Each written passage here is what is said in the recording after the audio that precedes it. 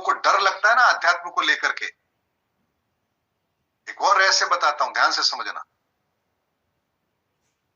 आज यदि मान लीजिए आपको बहुत मेहनत करनी पड़े इसलिए कि आपको टिकट मिल रहा है एमपी का चुनाव लड़ने के लिए, तो आपके घर वाले आपको सहजता के साथ गहने बेच के पैसों की व्यवस्था करके देंगे, हाँ लड़ो चुनाव, जीत गए तो कितनी ताकत आएगी, मान सम्मान होगा, और कितने गर्व से कहोगे एमएलए का टिकट मिला है, एमपी का टिकट मिला है। अरे भाई साहब, एमपी का टिकट मिला है आपको। अब आप सुबह से शाम तक गली गली घूम रहे हैं, हाथ जोड़ रहे हैं, पांव भी दबा रहे हैं, कहीं रोटियां भी बेल रहे हैं, कहीं झाड़ू भी लगा रहे हैं, सारे काम कर रहे हैं, और आपको गर्व महसूस हो रहा है। देखो, क्योंकि आपको पता है पावर मिलने वाली है, जीत गए तो बल्ले बल्ले हो जाएगी। क्योंकि आप गर्व से कह सकते हो ना, अरे ये तो हमारे एमपी साहब है, एमएलए साहब है। आपको लगता है इसके पीछे ये मिलेगा, लेकिन अगर मैं कहूं चलो चलते हैं,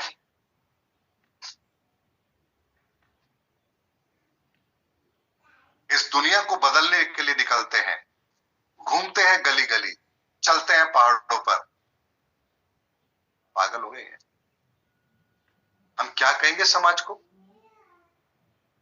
क्या कहेंगे दुनिया को, क्या कहेंगे रिश्तेदारों को, क्या कर रहे हैं पता नहीं साहब, आजकल तो गलियों में घूमते रहते हैं। अब आपको यह पावर नजर नहीं आ रही है, पैसा नजर नहीं आ रहा, रुतबा नजर नहीं आ रहा, अब आप डर रहे हैं। किससे डर रहे हैं? अरे हम रिश्तेदारों को क्या कहेंगे। क्या करते हैं साहब, पता नहीं साहब, भटकते रहते हैं साहब। अरे फिर गृहस्थी कैसे चलेगी? नहीं वो तो चल जाती है, इतना तो जिम्मेदारी है उनके अंदर, इतना तो समझते हैं वो। अच्छा अच्छा, लेकिन देखो ना आपकी जिंदगी कैसी हो गई है ना, आपको तो कोई पूछता भी नहीं होगा ना। अब देखिए संसार आपको कैसे गुमराह करने का प्रयास कर रहा है। एमएलए का एमपी का टिकट मिलता तो रिश्तेदार आपके साथ लग जाते। हाँ क्यों? क्योंकि भैया एमएलए एमपी बन गए तो अपना भी तो काम हो जाएगा, अपन भी तो क्या पाएंगे, अरे हमारे फूफा जी तो ये है, हमारे तो भाई साहब ये है, हमारे तो ब्याई जी ये है, हमारा तो भाई ये है, हमारा तो बेटा ये है। चौड़ा होगा ना गर्व से सीना, अरे वाह भाई साहब देखो हम क्या बन गए। यहां अरे शर्मिंदगी आएगी। क्या करते हैं ऐसा, पता नहीं आजकल क्या धर्म का प्रचार विचार करते रहते, सनातन की बातें करते रहते हैं। अरे पकड़ लो उसको, भटक जाएगा। अब देखिए, यानी कि आज के समय में हम धन के पीछे, ताकत के पीछे इतने पागल हैं कि हम सब कुछ न्यौछावर करने को तैयार है। लेकिन जहां सत्य है, जहां हमारा कल्याण है, संसार का कल्याण है, इस ब्रह्मांड का कल्याण है, वो विजन है ही नहीं किसी के पास में।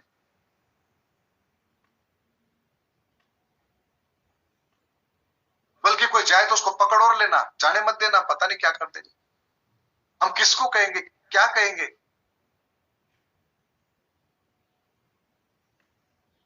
हम जवाब क्या देंगे?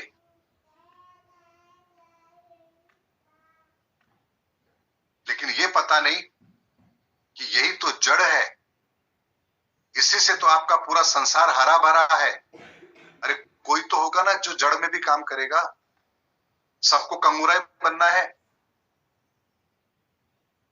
तो जो जड़ में काम करेगा उसको तो मिट्टी में मिलना ही है, उसको तो अपनी पहचान मिटानी ही पड़ेगी। वो जड़ में रह के काम करेगा, क्यों करेगा? क्योंकि ये वृक्ष हरा भरा हो जाए, इस वृक्ष में नए पत्ते आ जाएं, इस वृक्ष के अंदर नए फूल आए, फल आए, इस संसार इसका उपभोग करे, इस संसार खुशहाल हो, उन्हें जीवन के लिए ऑक्सीजन मिले, उन्हें खाना पकाने के लिए ईंधन मिले, कहीं धूप हो तो उन्हें आश्रय मिले, उसकी आजीविका का कुछ संसाधन उसे इससे मिल जाए।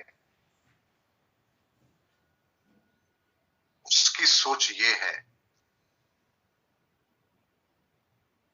वो खुद को मिट्टी में मिला करके उस वृक्ष को हरा भरा करना चाहता है, लेकिन जिनके लिए करना चाहता है उन्हें तो जड़ें काटनी है। ये भूल गए कि जड़ें काट देंगे तो वृक्ष नहीं पनपेगा, वृक्ष नहीं पनपेगा तो आपका क्या होगा? क्या और 2-4 हजार साल आपको इसी नर्क में जीना है क्या? इसी परिस्थितियों में जीना है क्या? क्या मन नहीं भरा अभी भी हमारा इस समय को देख करके, जहां लाखों लोग टेंट के अंदर रहने को मजबूर हैं? कोई रोटी भेजेगा तो खा लेंगे, कोई पानी दे देगा तो पी लेंगे। जिन टेंटों के अंदर उनकी मां बहनों की इज्जत की कोई कद्र नहीं है, कौन कब आके रौंद जाएगा। ऐसी विषम परिस्थितियों के अंदर हम चैन की नींद सो रहे हैं।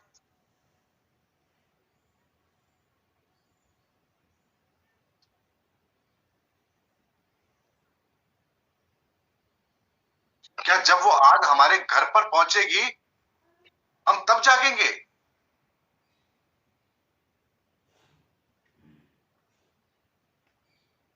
अरे कब तक आंख बंद करके बैठे रहोगे भाई?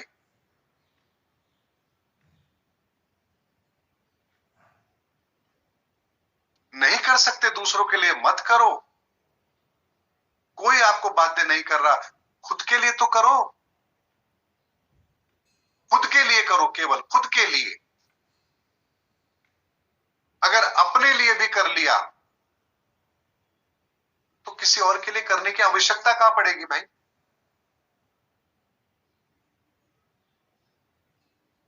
पड़ेगी क्या आवश्यकता?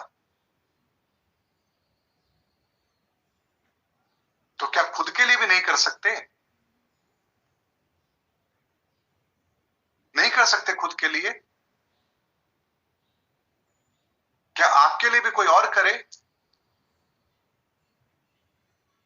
अगर आप चाहते हो कि आपके लिए कोई और करे तो कोई और भी तो चाहता है कि उसके लिए भी कोई और करे, फिर करेगा कौन?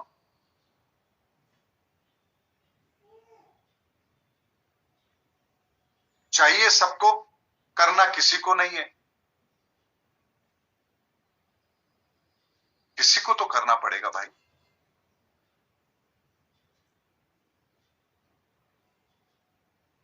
अगर अब भी नहीं जागे तो फिर प्रकृति तो नींद में सुलाने के लिए तैयार बैठी है। दोष मत देना, फिर दोष मत देना किसी को। क्या चाहते हो?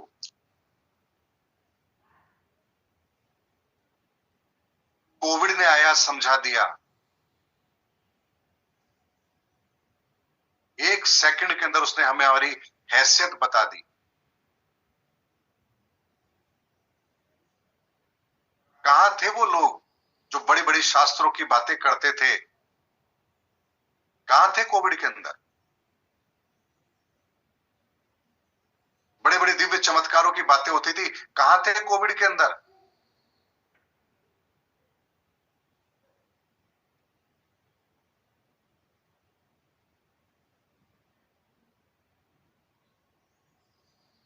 किसी को किसी के लिए कुछ नहीं करना, सिर्फ इतना सा निवेदन है, अपने लिए करो।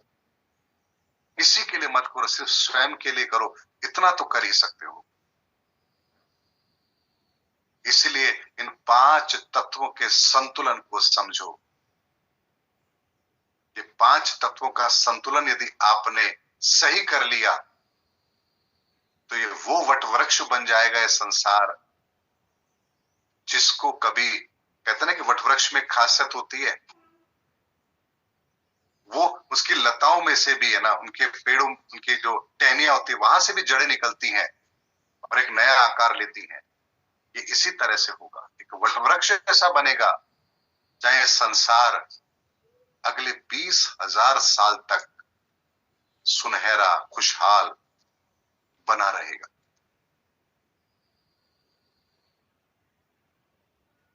इसीलिए पहचानो समय को, समय शेष नहीं है, अब नहीं तो कभी नहीं, अभी नहीं तो कभी नहीं। ध्यान रखना इस बात।